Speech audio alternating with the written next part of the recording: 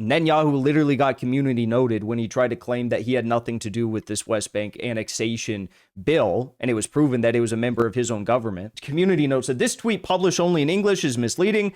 A majority composed mainly of members of the coalition, Netanyahu's coalition, supported the decision. The vast majority of the opposition did not support the decision. So this was literally all Netanyahu. Trump's whole red line has been like, we're not going to allow Israel to annex the West Bank. I don't know why he drew that line. I don't know why, like, okay, you know, slaughtering tens of thousands, maybe hundreds of thousands of people was somehow not a red line in Gaza. But annexing the West Bank, that's a non-starter, bud. That's a non-starter. We're not even gonna talk about that, right? But apparently this is his red line. This is like his way of saying, you're little bro, I'm big bro. You're not taking the West Bank, okay? Now, he said this multiple times throughout his presidency. He's been very clear about this. He's drawn it as his red line. And as you know, yesterday, J.D. Vance was in Israel. He went to Israel, again, to pressure Israel to agree to the ceasefire and actually uphold the ceasefire, something that they're not doing. They're supposed to be bringing in 660 aid trucks into Gaza every day. They're bringing in about 85 aid trucks on average per day. They're still slaughtering Palestinians, you know, each and every day. They've slaughtered over 100 since the ceasefire began. So he's there to try and, you know, force them back into this ceasefire. And what does Israel do as soon as he arrives? They take a vote on annexation of the West Bank. The moment his plan touches down, they take a vote on annexing the West Bank. And guess what? It passes. Now, J.D. Vance was asked about this. Like, what's going on here? He said, I asked people in Israel. They told me it's just a symbolic vote. They told me it's just a symbolic vote. All of our leaders are so cucked. Then Marco Rubio, he went to Israel last night, I believe, or maybe he got in this morning. He was asked about this West Bank annexation vote. This is what he had to say. Is that they're not going to go ahead with this in the West Bank? This is a vote that they took in the Knesset. From what it was explained to me, it was elements that tried to use it to embarrass Netanyahu while the vice president was here. Suffice it to say, you know, we don't think it's going to happen. And more importantly, it did. So notice how the script has been updated. We have new AI, Hasbara, Ben Shapiro, Megachip, Brain Rot, talking points. It is now no longer a symbolic vote. This is an opposition, Netanyahu opposition effort to try and embarrass Netanyahu in front of the vice president. It's not, from a legislative standpoint, structured in a way that could happen, but it would also threaten this whole process. I mean, we understand that, right? I mean, everyone has to understand if something like that were to happen right now, if that were to happen, a lot of the countries that are involved in working on this probably aren't going to want to be involved in this anymore. It's a threat to the peace process, and everybody knows it. But I'm not getting to the middle of Israeli. Yeah. It's just Israeli politics. It's just squabbling and opposition and stuff. And oh, wait, except for the fact that literally it was Netanyahu's own government official that introduced this bill to annex the West Bank. He wrote this stupid thing here. He said, the Knesset vote on annexation was a deliberate political provocation by the opposition to sow discord during VP J.D. Vance's visit to Israel. The two bills were sponsored by opposition members of the Israeli Knesset. I didn't ask you who sponsored the bill. We asked you who introduced the bill. Doesn't matter if Joe Schmo living in Syria endorses this bill.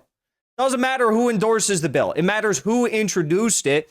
And it took none other than an Israeli journalist from Haaretz, who, by the way, is not sympathetic of us because he has me blocked on Twitter for some reason I don't know. I don't even know who this is. He said, you are a hopeless, pathetic liar. The annexation bill was proposed by a member of your government, and your finance minister and national security minister both supported it and instructed their parties to vote in favor. So, okay. First, they said this was symbolic. Then they said this was a political stunt by the opposition. Now we are learning that they're all lying. This was Netanyahu's own government that did this. And well, that's why you had J.D. Vance go out and say, you know, if this is a provocation against us being here to try and force you into the ceasefire, we are offended by that. And Trump obviously would be offended by that, right? So what does Netanyahu come out and do after he gets, by the way, community noted on that post? Netanyahu literally got community noted when he tried to claim that he had nothing to do with this West Bank annexation bill, and it was proven that it was a member of his own government.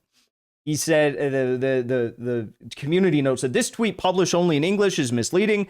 A majority composed mainly of members of the coalition, Netanyahu's coalition, supported the decision. The vast majority of the opposition did not support the decision. So this was literally all Netanyahu. And you'd think at this point, Netanyahu would come out and be like, look, my bad. Probably shouldn't have done that. Wrong place, wrong time. Okay. I offended the vice president. I offended the president of the United States. And, we hope that you don't cut our billions and billions and billions of dollars in aid that could be going to American citizens, but is instead going to Israeli citizens. But no, what does he say today? This was about 1 hour ago, roughly. He comes out and he says this right here.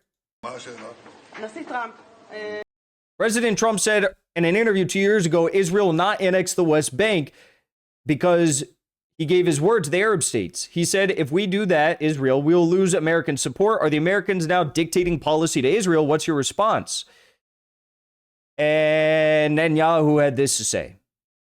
That's what you always say. I deeply appreciate President Trump's support, but in wartime actions, in my decision to enter Gaza City, and in his efforts to rally the Arab world, to rescue and free our hostages, through our military pressure and his diplomatic pressure, and we brought back 20 living hostages, something no one believed would happen. And now, in the position we are taking, including tonight's conversation with Marco Rubio and earlier with Vice President J.D. Vance, to advance the goals of the demilitarization of Gaza. We went a little fast here.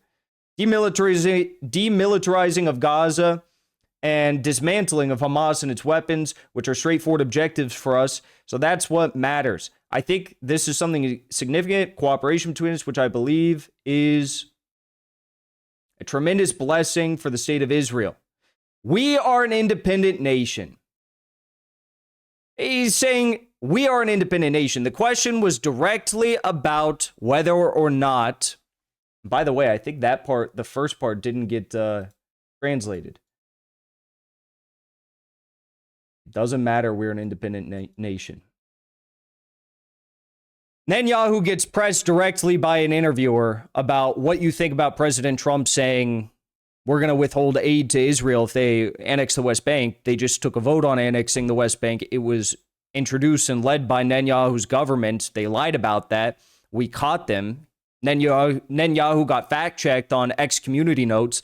Netanyahu comes out and says, well, we work on these things together and we're an independent nation, though, at the end of the day, and we don't care. Some greatest ally, they say. Well, what's interesting about this is that Anna Paulina Luna, a congresswoman who is pretty well known, she's out of Florida, she serves on some pretty important committees. She said, we are an independent nation. If you ask for our help, expect to be held responsible for upholding a very well-negotiated peace deal. President Trump has made it clear. If you want America's support, you must respect the terms and conditions that come with it. Damn. Anna Paulina Luna calling out Benjamin Netanyahu. Now, why is that important? It's important because it was just a year ago when she was posting stuff like this.